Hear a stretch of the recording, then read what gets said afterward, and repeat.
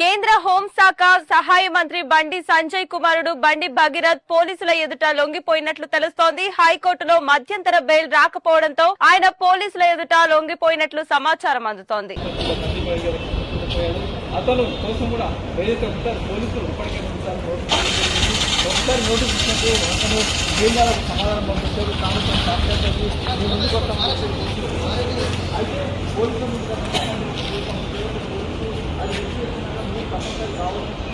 వాస్తవంగా చెప్పాలంటే POCSO case Bandi Sanjay గారి మీద సంగప్ప కూడా కావాల్సిన అవసరం ఉన్నది. ఎందుకంటే ఏప్రిల్ 22 నుంచి 26 మధ్యలో వీళ్ళిందులో ఇన్వాల్వ్ అయి ఉన్నారు. స్వయంగా బీజేపీ పార్టీ అధికార ప్రతినిధి సంగప్ప గారు అమ్మాయిని బాధితురాల్ని వాళ్ళ అమ్మని ఇద్దరిని కూడా మరి బండి సంజయ్ గారి దగ్గర తీసుకుపోయినారు. జూబ్లీ హిల్స్ లో ఉన్న ఇంటి దగ్గర తీసుకెళ్లి మాట్లాడిచ్చినారు. అంటే ఆయన మధ్యవర్తిత్వం వహించి కాంప్రమైజ్ చేయించే ప్రయత్నం చేసినారు.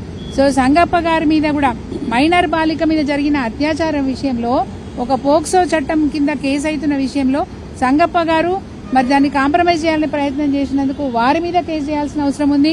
అదేవిధంగా బండి సంజయ్ గారు తెలిసినా గానీ కొడుకుని తప్పించే ప్రయత్నం చేసినందుకు వారి మీద కూడా పోక్సో కేసు చేయాల్సిన అవసరం ఉంది.